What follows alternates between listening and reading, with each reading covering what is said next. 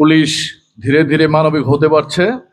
আমরা অতীতের তুলনায় যে কোনো সময়ের চেয়ে শুধু ইসলামপুর নয় তথা আমাদের জামালপুরের 7টা উপজেলার মধ্যে আজকে যিনি পুলিশ সুপার আছেন আমরা লক্ষ্য করছি ছোটোখাটো বিচ্ছিন্ন ঘটনা ছাড়া ওই পরিমাণ কোনো অপরাধ সংঘটিত হয়নি। এখানে কথা আসছে জুয়া, মাদক, বাল্যবিবাহ, চাঁদাবাজি ইত্যাদি।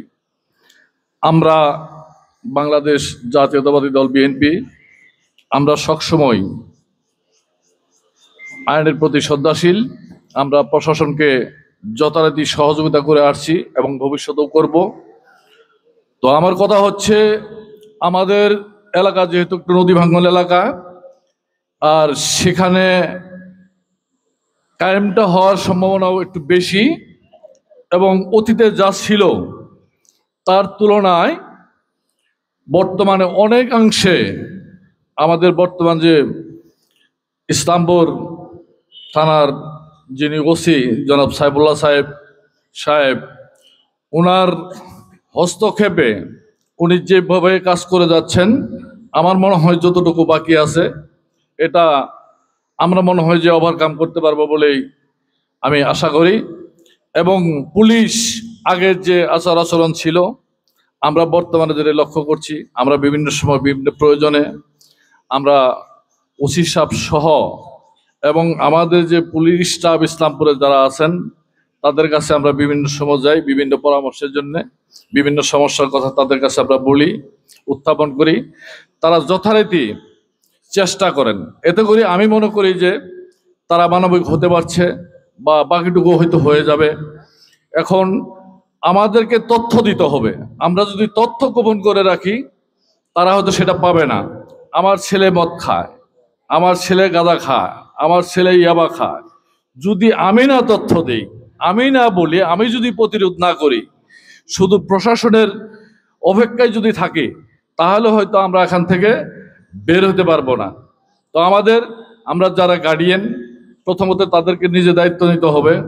বিভিন্ন স্কুল কলেজ মসজিদ মাদ্রাসা যেখানে আছে ধর্মীয় প্রতিষ্ঠান সেগুলোকেও আমাদের মাথায় রাখতে হবে।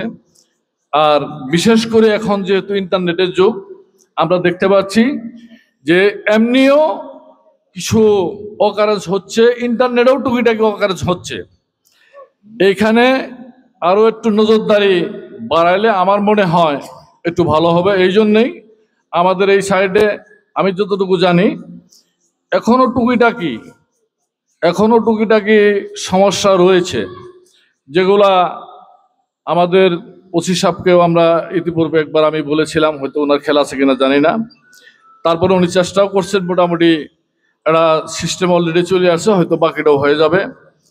তো সব কিছু মিলে যদি পুলিশ আমাদেরকে সহযোগিতা করে আমরা তাদেরকে যে কোনো সময়ের জন্য সহযোগিতা করার জন্য আমরা প্রস্তুত আছি এবং ভবিষ্যতেও করে যাব। আর আমাদের যে জামালপুরের পুলিশ সুপার মহোদয় আছেন ওনার হস্তক্ষেপ, ওনার যে বর্তমান যে অ্যাক্টিভিটিস তাতে করে আমরা জামালপুরের যে 7টা উপজেলায় আমরা লক্ষ্য করতে পারছি যে অতীতের যে কোনো সময়ের চেয়ে অনেকটাই আমরা ভালো লক্ষ্য করতে পারছি।